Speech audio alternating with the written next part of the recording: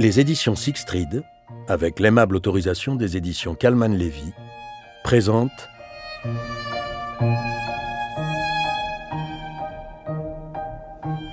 Minuit sur le canal Samboldo de Donna Leone, interprété par Renaud Bertin Cordoliani.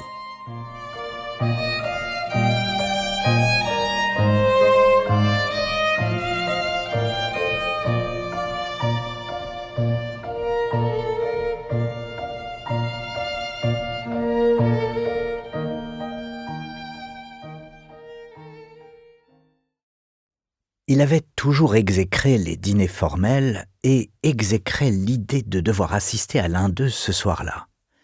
Le fait de connaître quelques-unes des personnes assises autour de la grande table ne changeait pas grand-chose pour Brunetti. Et même si le dîner en question avait lieu chez ses beaux-parents, et donc dans l'un des plus beaux palazzi de Venise, son irritation n'en était pas moins vive. Il y avait été contraint et forcé par sa femme et sa belle-mère, qui avaient allégué que sa position au sein de la ville donnerait du prestige à la soirée. Brunetti avait rétorqué que sa position de commissaire de police n'était sûrement pas à même de donner du lustre à un dîner organisé pour des nantis des quatre coins du monde. Mais sa belle-mère, usant de la tactique des yeux doux qu'il avait pu observer chez elle pendant un quart de siècle, le harcela et fit tant et si bien qu'elle finit par obtenir gain de cause. Puis, jouant sur son talon d'Achille, elle avait ajouté « En outre, Démétriane veut te voir, et ce serait me faire une grande faveur que d'accepter de lui parler, Guido. » Brunetti avait cédé et s'était ainsi retrouvé au dîner de la comtesse Démétriane à Lando Continui, tout à fait à son aise au bout de cette grande table qui n'était pas la sienne.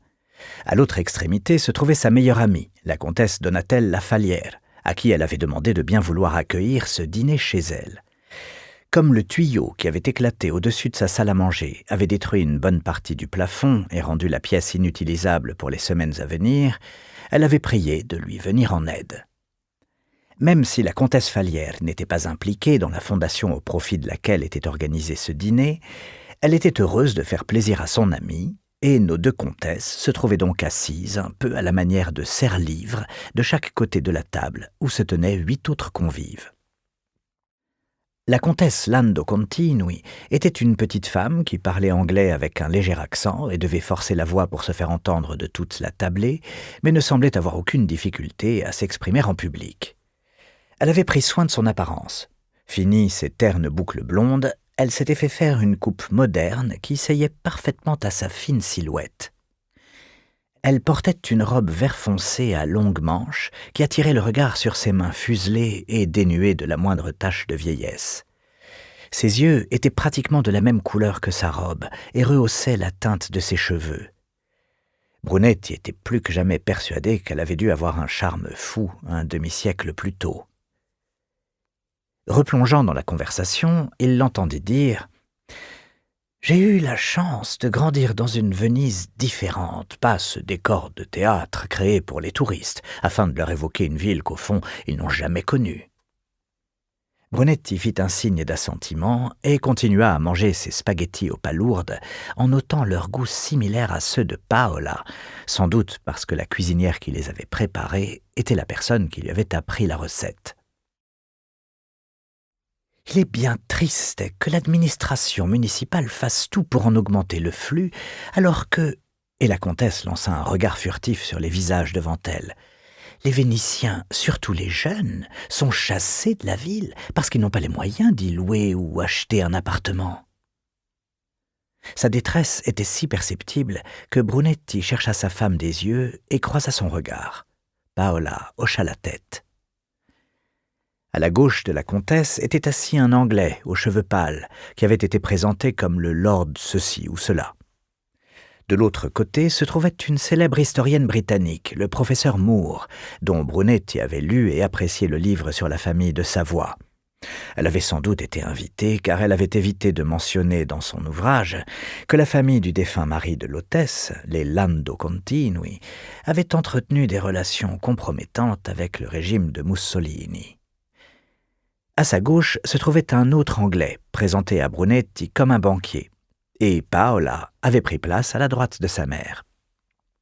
Ainsi, Brunetti était-il assis près de sa belle-mère et en face de sa femme. Il avait probablement brisé par ce placement les règles de l'étiquette, mais son soulagement d'être près d'elle l'emporta sur ses préoccupations quant à la politesse.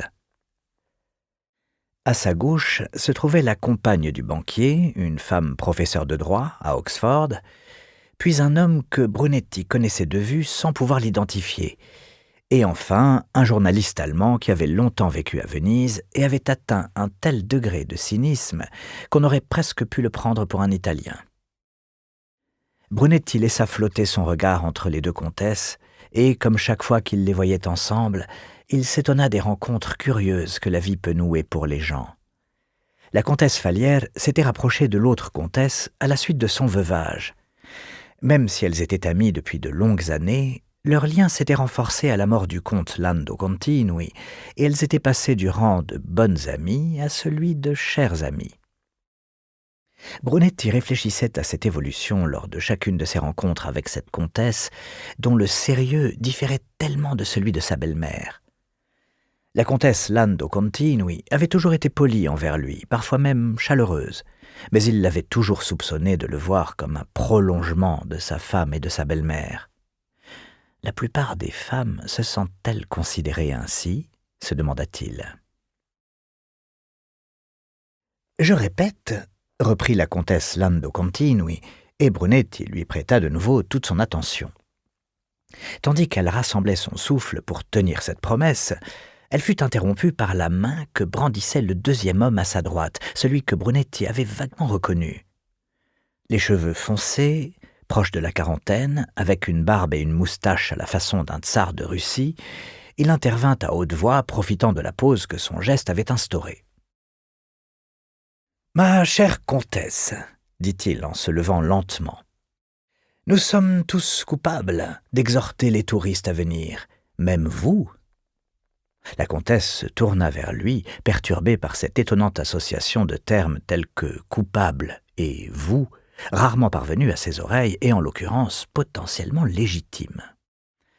Elle posa ses deux mains à plat de chaque côté de son assiette et les raidit, prête à jeter la nappe par terre si la conversation devait aller dans ce sens. Un murmure confus flotta autour de la table. L'homme sourit en direction de la comtesse et s'enfonça dans la brèche créée par le silence de cette dernière. Il parlait en anglais par respect pour la majorité des convives. Car, comme vous le savez tous, la largesse de notre hôtesse pour soutenir la restauration de nombreux monuments de la ville a sauvé une grande partie de la beauté de Venise et l'a rendue ainsi immensément désirable pour ceux qui l'aiment et apprécient ses merveilles. Il jeta un coup d'œil circulaire et sourit à son public. Comme il était debout près d'elle et qu'il parlait distinctement, le mot « largesse » ne pouvait pas avoir échappé à la comtesse, qui adoucit son expression et relâcha sa prise. Elle tendit la paume de sa main vers lui dans l'espoir d'arrêter toute louange. Mais, songea Brunetti, on ne peut pas nier la vérité. L'homme prit donc son verre et le leva. Son discours avait été si fluide que Brunetti se demanda s'il ne l'avait pas appris par cœur. Puis, en se penchant, le commissaire s'aperçut que ce dernier avait une certaine corpulence et se souvint enfin qu'il lui avait été présenté lors d'une réunion du cercle italo-britannique quelques années auparavant, d'où son aisance en anglais. Une petite photo de son visage barbu avait paru quelques semaines plus tôt dans un article du Gazzettino, déclarant qu'il avait été nommé par la commission des beaux-arts pour mener une enquête sur les plaques murales en marbre sculpté disséminées dans la ville. Brunetti avait lu cet article car 5 plaques de ce type ornaient la porte du palais Fallières. « Mes amis et amis de la Sérénissima, poursuivit-il avec un sourire encore plus chaleureux, je voudrais porter un toast à notre hôtesse, la comtesse Demetriana Lando Continui, et la remercier personnellement en tant que Vénitien et professionnellement en tant que chargé de la préservation de la cité pour ce qu'elle a accompli pour l'avenir de ma ville. » Il regarda en direction de la comtesse et ajouta « notre ville ». Puis, levant l'autre main pour inclure l'assemblée entière et éviter aux non-vénitiens de se sentir exclus, il élargit son sourire. « Votre ville, car vous avez mis Venise dans vos cœurs et dans vos rêves, et ainsi êtes-vous devenus, au même titre que nous, Veneziani. » Cette dernière phrase fut suivie d'une si longue salve d'applaudissements qu'il dut poser son verre de manière à lever les deux mains pour calmer leur ferveur. Face à un tel étalage de flatterie, Brunetti aurait voulu être assis à côté de Paola pour pouvoir lui demander s'il risquait d'être happé par cette onde de choc. Un regard rapide dans sa direction lui apprit qu'elle partageait son inquiétude. Lorsque le silence revint, l'homme prit de nouveau la parole, s'adressant maintenant directement à la comtesse.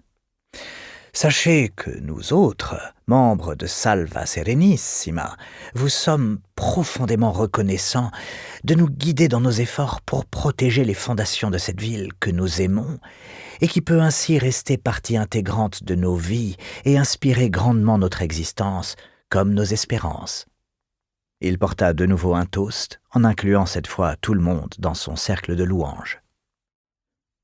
Le banquier et sa compagne se levèrent comme à la fin d'un spectacle émouvant, mais remarquant que les autres n'avaient pas quitté leur chaise, le banquier défroissa un pli au genou de son pantalon et se rassit, tandis que sa compagne prit soin de bien recaler sa jupe, comme si elle s'était dressée pour cette seule raison. « Salva Serenissima », se dit Brunetti, déduisant le lien entre cet homme et la comtesse. Mais avant qu'il ne puisse deviner sa place dans cette organisation, une voix grave d'homme s'éleva en anglais. Bien dit, comme s'ils étaient à la Chambre des Lords et que son Excellence souhaitait exprimer son approbation. Brunetti afficha un sourire et leva son verre à l'unisson, mais il s'abstint de boire. Il regarda de nouveau Paola, maintenant tournée de trois quarts. Elle baissait les yeux tout en les dirigeant vers l'ami de sa mère. Ayant sans doute perçu l'attention de son époux, elle tourna la tête vers lui et ferma les yeux avant de les ouvrir lentement, comme si l'on n'en était qu'au début de la crucifixion et qu'il restait encore un certain nombre de clous à planter. L'homme, qui avait apparemment épuisé son lot de compliments, s'assit et retourna à son assiette qui avait refroidi. La comtesse Lando Continui en fit de même. Les autres tentèrent de renouer le fil de leurs différentes conversations. En quelques minutes, on entendit de nouveau le timbre argenté des voix et le cliquetis des couverts en argent. Brunetti se tourna vers sa belle-mère et vit que ses yeux doux avaient cédé la place à l'ennui. Comme Paola était occupée à discuter avec le banquier, la comtesse Falière posa sa fourchette et se recula sur sa chaise.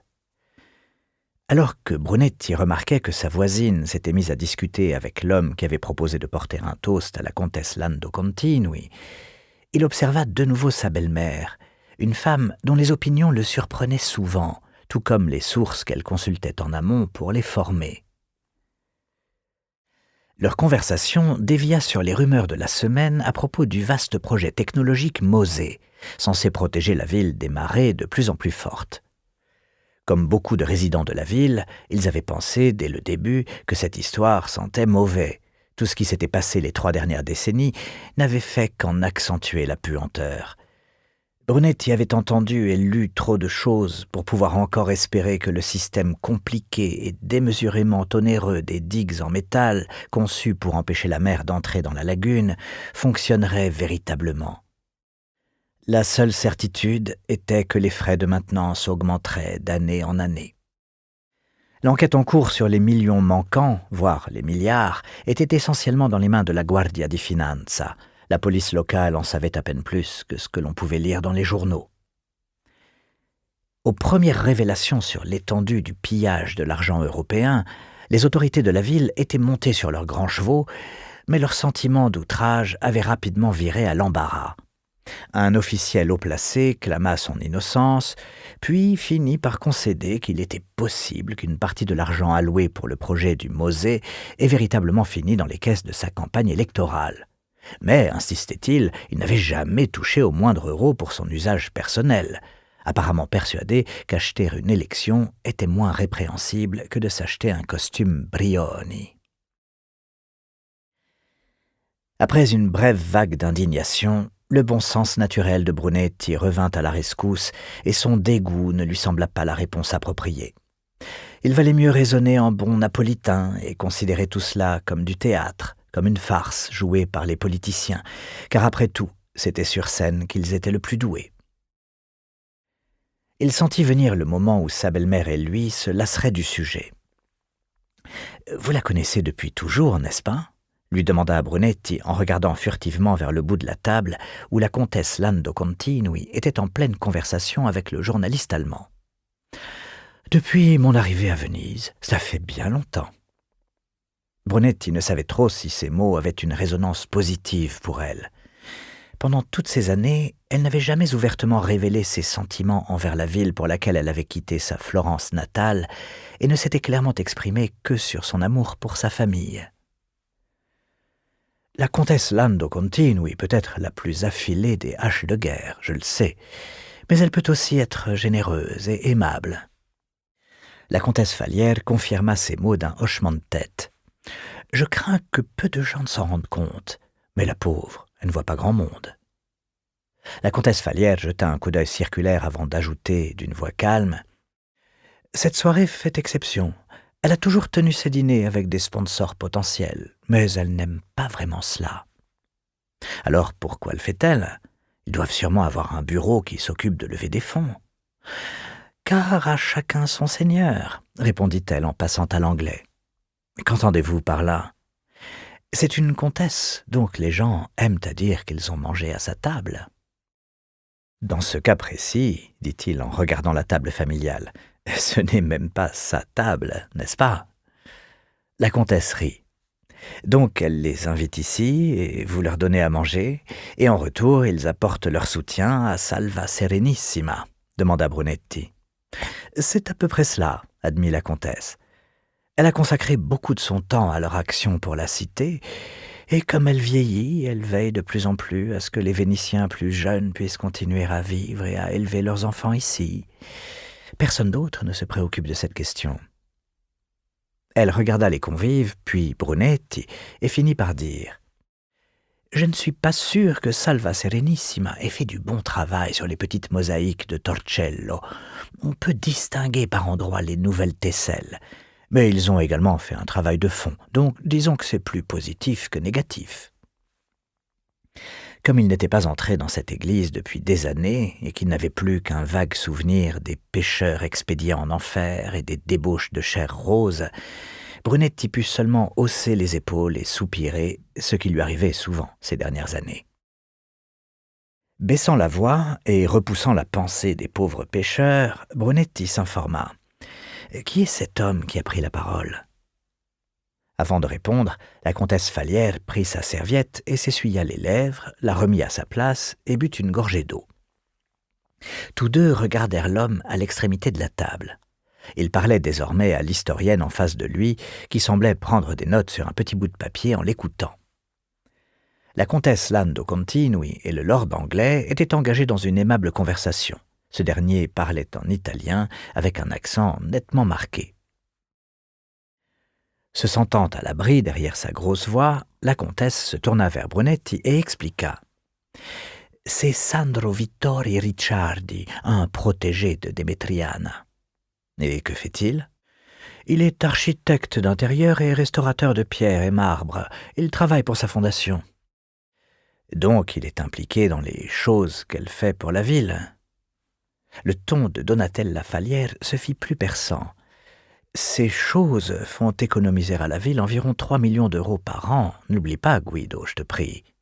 Tout comme l'argent pour restaurer les appartements qui sont loués aux jeunes familles. » Et soulignant l'importance de ce propos, elle ajouta « Cela remplace l'argent que le gouvernement ne donnera plus. » Brunetti sentit une présence derrière lui et se redressa pour permettre au domestique d'enlever son assiette.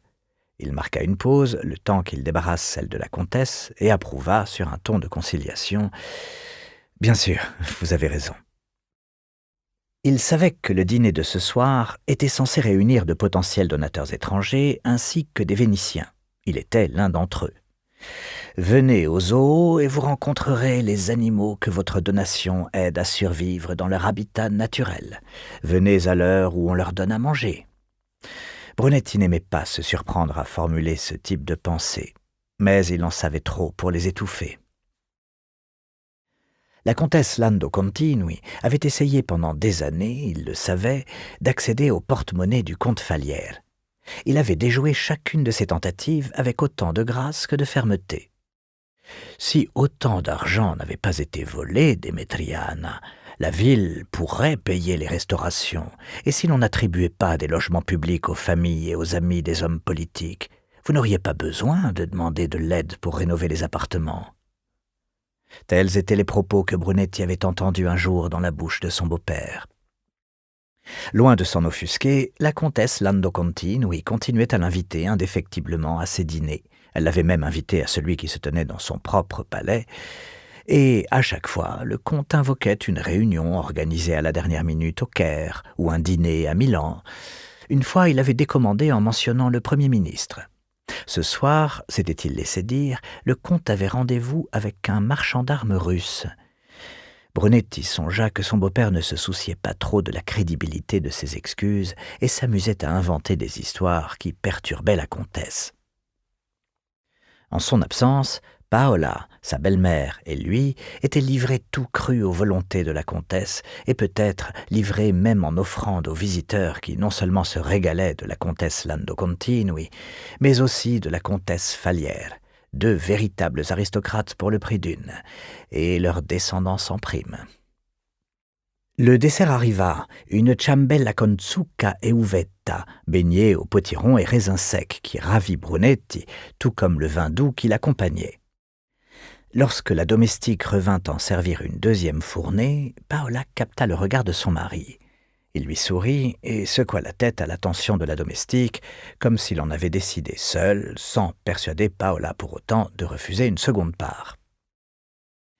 Il se sentit donc parfaitement en droit d'accepter un petit verre de grappa. Il recula un peu sa chaise, étendit les jambes et souleva son verre. La comtesse Falière retourna le plus naturellement du monde à leur discussion et demanda « Ta curiosité vient-elle du fait qu'il travaille pour elle ? Je suis curieux de savoir pourquoi il juge nécessaire de la flatter ainsi », fut la meilleure réponse que Brunetti put lui fournir. La comtesse sourit. « Est-ce le fait d'être un policier qui te rend suspicieux sur les motivations humaines ?» Elle parlait normalement maintenant que la conversation était plus générale et que leur voix était couverte par les autres. Avant que Brunetti ait pu répondre, la comtesse Lando Continui posa sa cuillère et, regardant son ami à l'autre bout de la table, comme pour lui demander la permission, annonça « Je pense que le café sera servi au salon. » Sandro Vittorio Ricciardi se leva immédiatement et se glissa derrière elle pour lui tirer la chaise. La comtesse se leva à son tour et hocha la tête en signe de remerciement, l'autorisa à la prendre par le bras et se dirigea vers le salon. Elle passa la porte qui menait de la salle à manger à la partie antérieure du palais, suivie du cortège désordonné des invités. Le Palazzo Falière donnait sur des palais de l'autre côté du Grand Canal qui n'étaient pas considérés comme particulièrement notables à Venise. Certains des hôtes, ne se rendant pas compte de leur médiocrité, s'exclamèrent devant leur beauté. Brunetti donna le bras à sa belle-mère pour se rendre dans l'autre pièce où ils se tinrent debout près de Paola. Brunetti aperçut le café posé sur une table marquetée d'onyx. Du sucre, remarqua-t-il, et pas de lait, ce qui expliquait pourquoi seuls les Italiens en buvaient. Voyant Vittorio Ricciardi engagé dans une conversation animée avec le banquier et sa compagne, Brunetti se dirigea lentement vers l'une des fenêtres et s'arrêta à la bonne distance pour entendre. « C'est un autre fragment de notre patrimoine que le temps est en train de détruire », déclarait le Vénitien. « Et pourquoi une si petite île est-elle aussi importante ?» s'enquit le banquier. Parce que c'est l'un des premiers endroits où les gens ont vécu et bâti. Les plus anciennes ruines datent du 7e siècle. L'église, celle avec les mosaïques, est plus vieille que la plupart des églises de Venise. Vu l'énergie que Vittorio Ricciardi mettait dans ses propos, il aurait pu s'agir d'événements qui avaient eu lieu l'année, voire la semaine précédente. « Et c'est ce que vous nous demandez de restaurer ?» Le ton du banquier laissait entendre qu'il était tout sauf convaincu du bien fondé de ses arguments. D'aider à restaurer, effectivement. Le Vénitien posa sa tasse, se retourna vers ses interlocuteurs et expliqua. Il y a là une mosaïque du jugement dernier, et nous craignons qu'il n'y ait des infiltrations. Il nous faut trouver d'où vient cette eau et l'empêcher de couler. « Qu'y a-t-il de si particulier dans cette affaire ?» s'informa l'Anglais. La réponse tarda à venir, et Brunetti vit cette pause comme le signe de l'exaspération de Vittorio Ricciardi. Mais il n'en laissa rien percevoir. « Si nous n'intervenons pas, elle risque d'être détruite. »« Vous n'en êtes pas sûr ?» Brunetti s'écarta d'un pas et posa sa tasse et sa soucoupe sur une table, puis gagna la fenêtre pour consacrer toute son attention aux façades sur la rive opposée. « Nous en sommes sûrs, mais pour le prouver, il nous faut accéder à l'intérieur de la structure du mur, derrière les mosaïques, et les autorisations pour une opération de ce genre sont très longues à obtenir. Elles doivent venir de Rome. » Une note de résignation douloureuse se glissa dans la voix de Vittorio Ricciardi. « Nous avons attendu 5 ans pour une réponse de la capitale. »« Pourquoi cela prend-il autant de temps ?» s'étonna le banquier, ce qui incita Brunetti à se demander si c'était sa première visite en Italie. « Il y a une commission, les Beaux-Arts, qui doit approuver les restaurations. Il faut leur autorisation pour pouvoir toucher à quelque chose d'aussi précieux. » L'explication de Vittorio Ricciardi conférait un fonctionnement sain au système, Brunetti dut l'admettre. « Mais vous n'allez pas l'abîmer, il devrait le savoir, » insista le banquier. Son ton démontrait qu'il avait du mal à saisir. « Leur rôle est d'empêcher des gens non habilités d'abîmer des œuvres d'art, » répliqua Vittorio Ricciardi. « Ou de les voler ?» spécifia la femme. Et Brunetti la soupçonna d'avoir passé plus de temps en Italie que son compagnon. En lui jetant un regard en coin, Brunetti vit alors la fine moustache de Vittorio Ricciardi se relever des 2 côtés au moment où il esquissait un sourire figé. « Ce n'est pas évident de voler une mosaïque. »« Donc, quand pourrons-nous y jeter un coup d'œil ?» demanda le banquier. « Si vous me dites quand vous êtes disponible, nous pouvons y aller cette semaine. » « Quand les travaux peuvent-ils commencer ?»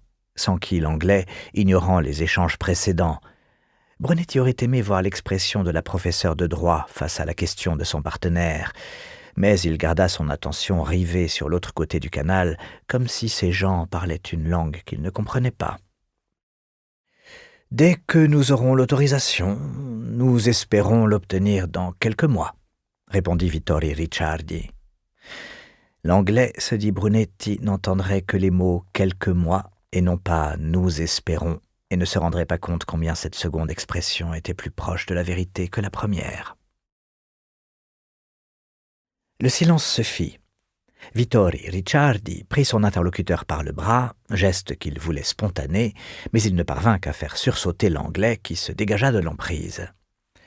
Ils disparurent par la porte du salon aux poutres peintes, l'un des détails décoratifs caractéristiques du palazzo. Brunetti fut surpris de voir sa femme et sa belle-mère apparaître presque immédiatement à la même porte, Paola ayant élaboré une tentative de fuite. Elle s'approcha de lui et lui tendit son bras droit en un véritable geste de supplication.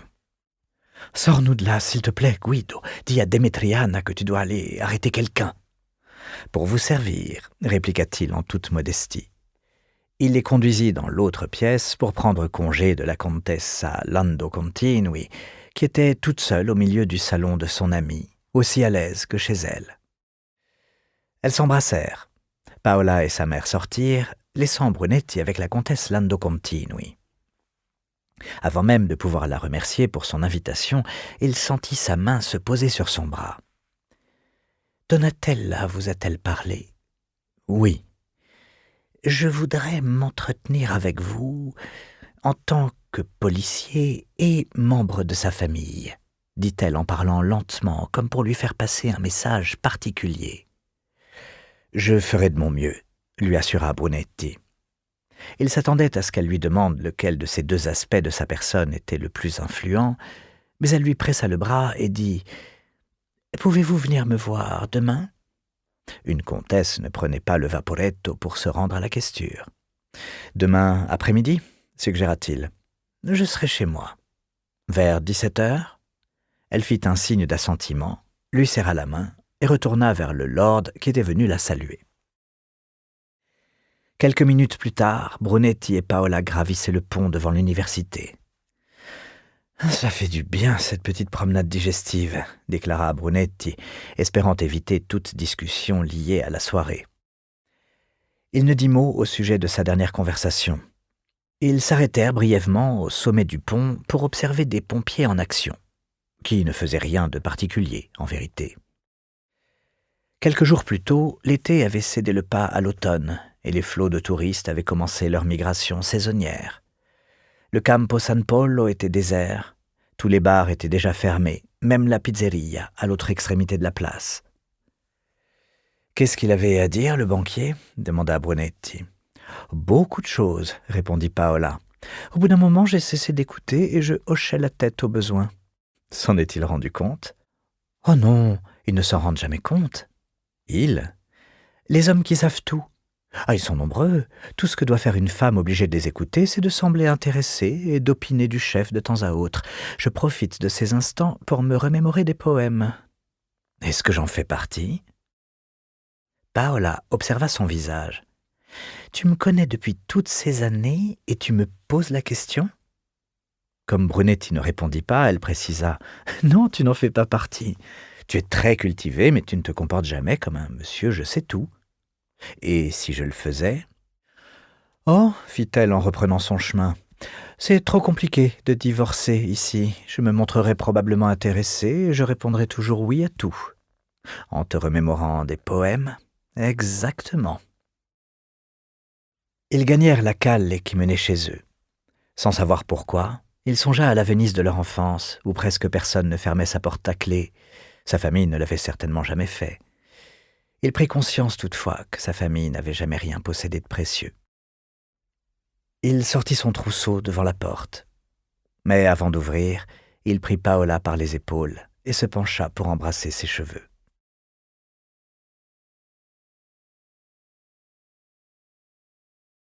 Le lendemain matin, Brunetti et Vianello allèrent prendre un café au bar sur le pont des Greci. Brunetti parla à l'inspecteur de certains des convives présents au dîner et surtout de Demetriana Lando Continui. Il lui rapporta les commentaires de la comtesse sur les tristes changements dans la ville, puis lui fit part de son silence après les flagorneries d'un de ses hôtes. « Les gens ne font jamais d'objection à ceux qui leur disent combien ils sont merveilleux », nota Vianello, observation que le barman Mamadou approuva nettement d'un signe de tête. Après un instant de réflexion, Vianello demanda « Quel est le lien entre eux ? Est-ce un parent, un employé ?» Ayant fini son croissant, l'inspecteur sirota son café et poursuivit. « Seul quelqu'un qui convoite quelque chose oserait flatter à ce point, mais il devait bien la connaître. » Brunetti avait déjà réfléchi à cette question. Il faut bien connaître une personne pour la flatter au mieux, savoir quelle vertu elle souhaite se voir attribuer ou pas. Paola était sourde à tout compliment sur son apparence, mais était fort réceptive à tout éloge de sa vivacité d'esprit. Et il savait que lui-même était imperméable à tout commentaire sur la qualité de son travail, alors que tout compliment relatif à sa bonne perception de l'histoire ou à son goût en matière de livres lui faisait assurément plaisir. Il a loué sa générosité, sa largesse, expliqua Brunetti en insistant lourdement sur le dernier mot. Il ignorait combien cette louange était justifiée, car il connaissait mal les activités de la comtesse, à part ce qu'il avait appris la veille. En réalité, il savait très peu de choses sur elle. Mais la largesse était une qualité rarement attribuée aux Vénitiens, fussent-ils nobles ou plébéiens. « Tu la connais personnellement, ou sa famille ?» demanda Vianello en s'appuyant au comptoir pour observer les gens qui se dirigeaient vers le pont menant à l'église des Greci. « Lando Continui. Un notaire à Mestre porte ce nom-là. Un de mes cousins l'a consulté quand il a vendu son appartement. » Des passants traversaient le pont et certains s'enfonçaient dans Castello ou empruntaient le chemin opposé en direction du bassin de Samar. « Il se dit des choses sur cette famille, mais je ne me rappelle plus quoi, » ajouta Vianello, contrarié de ne pas se souvenir de cette tranche de passé. Oh, si c'est important, tu peux te renseigner auprès de la signorina Elettra. Son talent suppléerait sans aucun doute les défaillances de sa mémoire. Un fait désagréable qui s'est produit il y a des années... Ah, mais cela m'échappe. Je la connais depuis longtemps, dit Brunetti, mais je n'ai jamais eu que des conversations superficielles avec elle. Hier soir, j'ai eu pour la première fois la sensation de vraiment la découvrir. Elle n'est pas aussi guindée que je le croyais. Puis il ajouta, « Ceci dit, elle ne fait que se plaindre. » À quel sujet ? Sur le fait que la ville soit devenue une casse-bar, spécifia Brunetti d'une voix chantante. Ce n'est plus la ville où je jouais enfant. Puis, reprenant une voix normale, des choses de ce genre. Ce n'est pas bien différent de ce que nous disons nous-mêmes, non ? Répliqua Vianello. Mamadou se tourna, mais Brunetti eut le temps de remarquer son sourire. Après avoir réprimé son ressentiment face à ce commentaire, Brunetti concéda. Peut-être. Était-ce parce que les lamentations de la comtesse faisaient inconsciemment écho aux siennes qu'il les désapprouvait ? Il sortit 2 € de sa poche et les posa sur le comptoir. Sergio, le propriétaire du bar, avait augmenté le prix du café qui était passé à 1,10 €, mais pas pour les employés de la questure. Il continuerait à payer 1 € jusqu'à ce que, comme il avait coutume de le dire, on abandonne l'euro et on revienne aux bonnes vieilles lires et que tout coûte moins cher. Personne à la questure n'avait le courage d'affronter Sergio sur ce sujet et tout le monde était bien content de bénéficier de ce tarif préférentiel. De retour à son bureau, Brunetti trouva une enveloppe Kraft cachetée avec la signature de sa collègue Claudia Grifoni en travers du rabat. Il l'ouvrit et en sortit 6 chemises en plastique contenant les derniers rapports des policiers autorisés à engager et à payer des informateurs. Brunetti savait que certains policiers avaient des relations informelles, parfois à la limite de la légalité, avec des criminels, et qu'ils échangeaient ces informations contre des faveurs ou des cigarettes, ou, craignait-il, des drogues qui avaient été confisquées mais restaient en partie dans les mains de la police. Les 6 policiers, 5 hommes et une femme, dont ils lisaient les comptes rendus tous les 2 mois, donnaient même à leurs indicateurs de l'argent du ministère de l'Intérieur, dont ils agrafaient les reçus dans leur dossier, où le moindre euro était soigneusement enregistré, même s'il n'y avait aucun moyen de vérifier les sommes en question. Il examina le premier. C'était une note de restaurant de 63,40 €, au bas de laquelle était minutieusement écrit à la main « 6,60 € pour boire ». Ces 70 € étaient le prix à payer pour savoir, d'après le contenu de ce rapport, que les réfugiés afghans étaient amenés dans le pays dans des camions provenant de Grèce. Information que l'on pouvait obtenir gratuitement à tous les coins de rue à Mestre ou lire au moins une fois par semaine dans les pages du Gazzettino. Le même policier indiquait qu'un de ses amis propriétaire d'un débit de tabac à Moliano lui avait dit qu'un client, dont il avait spécifié le nom, lui avait proposé de lui vendre des bijoux à la seule condition de ne pas en livrer la source. Ceci avait coûté 20 €. Les autres policiers n'avaient pas grand-chose à révéler. Peu d'entre eux, d'ailleurs, avaient dépensé plus de 50 €. L'idée que la trahison pouvait s'acheter à si bas prix lui laissa un mauvais goût dans la bouche. Il descendit dans le petit bureau de la signorina Elettra. Elle était immobile, au-dessus du clavier de son ordinateur, les 2 mains levées tel un pianiste prêt à commencer le mouvement final d'une sonate. Brunetti l'observa, tandis qu'elle prolongeait la pause qu'elle avait décidé de faire avant cette attaque précise. Elle leva les yeux, mais ne sembla pas le reconnaître. Elle finit par baisser les bras, puis les croisa sur sa poitrine. Il s'approcha de son bureau. Comme elle continuait à l'ignorer, il demanda « Des problèmes ?» Elle le regarda de nouveau, mais sans sourire. Elle plaça son index sur ses lèvres, puis retourna à son clavier et actionna quelques touches. Elle attendit, tapa d'autres mots et se recula sur son siège pour mieux observer l'écran. Elle resta immobile si longtemps que Brunetti fut forcé de passer la vitesse supérieure. « Est-ce grave ?» s'enquit-il. Elle fixait l'écran avec une circonspection inhabituelle, comme si l'ordinateur venait de pousser un grognement menaçant. Puis elle posa ses coudes sur le bureau et enfouit son menton dans ses mains. Elle finit par lui répondre « Peut-être. Qu'est-ce que cela signifie ? J'ai lu les emails du vice-questeur ce matin, et j'en ai trouvé un avec une pièce jointe. Le nom de l'expéditeur m'était familier, mais l'adresse était inconnue. Donc j'ai préféré ne pas ouvrir la pièce en question. » Elle se tut. Comme Brunetti ignorait ce que tout cela pouvait signifier, il se contenta d'affirmer « Bizarre. » « Effectivement. Qu'avez-vous fait alors ?»« Ce qu'aurait fait n'importe qui, » répondit-elle en le laissant avec ses questions. Après une pause, elle ajouta « Je l'ai signalé, ainsi que la pièce jointe, comme ayant été lue, en espérant que cela en finirait là. » Elle regarda Brunetti comme pour tester son degré de compréhension, et son expression devait avoir révélé au moins une parcelle de vérité, car elle spécifia « C'est comme cela qu'on risque de se faire infiltrer le système, en ouvrant une pièce jointe. » « D'où venait l'email ?»« D'après mes investigations, d'une adresse du ministère de l'Intérieur. » Sa réponse laissa Brunetti interdit. Pour l'amour du ciel, il travaillait pour le ministère de l'Intérieur. Pourquoi l'expéditeur avait-il besoin de s'immiscer dans leur système, qui était le système même du ministère, où étaient enregistrés tous les emails et les SMS envoyés ou reçus? La signorina Elettra se mit de nouveau à contempler l'écran de son ordinateur et Brunetti à envisager les différentes possibilités. Qu'il y ait une surveillance officielle de leur correspondance et de leurs conversations téléphoniques ne le surprenait pas, au fond. Il en était venu à croire que tout individu était écouté par au moins une personne indésirable.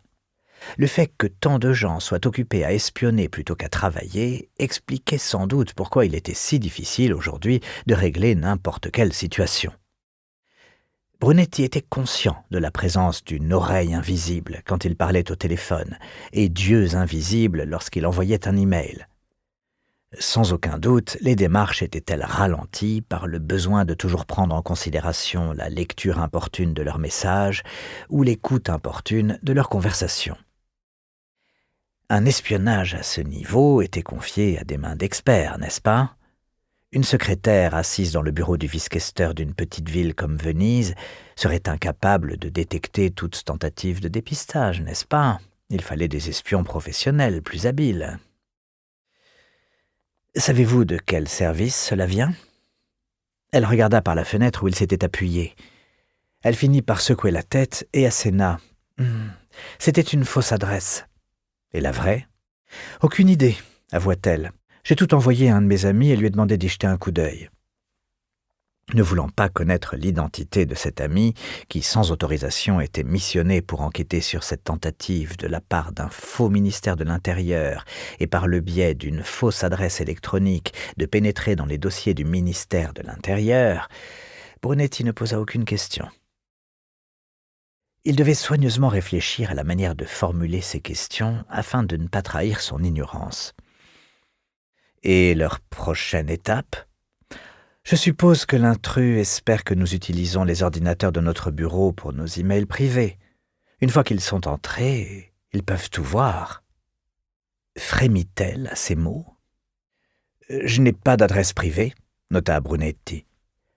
Vous n'avez pas d'adresse privée, répéta-t-elle, comme s'il lui avait dit qu'il ne savait pas se servir d'un couteau ou d'une fourchette. Non, précisa-t-il, usant de la même candeur que lorsqu'il avouait aux gens qu'il n'avait pas de portable. Je me sers de celle de Paola, mais pour tout ce qui est officiel, j'utilise celle qu'on m'a donnée ici, expliqua-t-il en désignant de la main la questure tout entière. J'ai promis à Paola que je ne me servirai jamais de ses ordinateurs pour lire sa correspondance.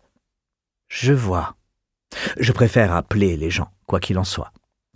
Bien sûr, approuva-t-elle en levant involontairement les yeux au ciel à l'idée qu'il existait des gens croyant encore que les téléphones étaient sûrs.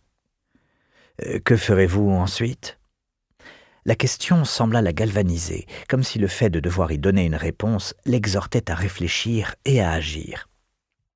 Si mon ami parvient à me dire d'où provient cet email, je saurai alors comment traiter la question.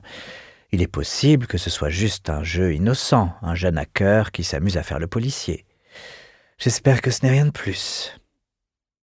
Brunetti préféra ne pas s'informer sur les alternatives possibles et changea de sujet. « J'ai une faveur à vous demander. » Il prit son regard pour un signe d'assentiment et poursuivit. « Pourriez-vous jeter un coup d'œil sur la comtesse Lando Continui, Demetriana ? Pour éclaircir sa requête, il fit un signe en direction de l'ordinateur. Son visage s'emplit de curiosité. « Si je pense à la même comtesse que vous, elle doit avoir au bas mot 80 ans ?» ?»« Oui, » confirma Brunetti. « C'est une amie proche de la mère de Paola, donc je dois faire très attention avec elle. Elle veut me parler. » Le visage de la signorina Elettra s'anima de nouveau de curiosité. « J'ai un vague souvenir d'un malheur qui est arrivé à cette famille, à sa petite-fille, il y a longtemps. Elle s'est noyée ou quelque chose comme ça ?»« Je ne suis au courant de rien. Vianney se rappelle aussi quelque chose de déplaisant. »« Se noyer, l'est forcément. »« Oui, » déclara Brunetti, qui, songeant à sa famille, fit de son mieux pour chasser ses pensées. « Pouvez-vous essayer de trouver des éléments ? » ?»« Bien sûr. Est-ce urgent ? Cela peut attendre jusqu'à ce que votre chasse dans les bureaux du ministère de l'Intérieur vous laisse un peu de répit, » répondit-il. Elle hocha la tête et enfouit de nouveau son menton dans les mains. Brunetti, la voyant entrer en transe, décida de retourner à son bureau.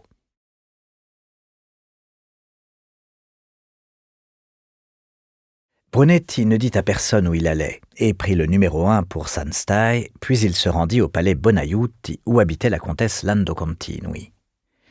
Une domestique l'accueillit et le guida à travers la cour pavée de motifs à chevrons. Le mur oriental était orné de chrysanthèmes en fleurs et l'escalier extérieur menant au premier étage datait probablement de l'origine du palazzo, vu l'usure des têtes de lion sous l'effet du temps, de la pluie et de siècles de caresses. La domestique entra dans l'immense vestibule et lui tint la porte ouverte. « La comtesse vous rejoindra dans le petit cabinet de lecture », lui dit-elle en regagnant le couloir. Elle s'arrêta au 3e étage à gauche et entra, sans prendre soin de frapper. Brunetti la suivit. Il s'était retrouvé dans ce genre de pièce un nombre incalculable de fois au cours de ces dernières décennies.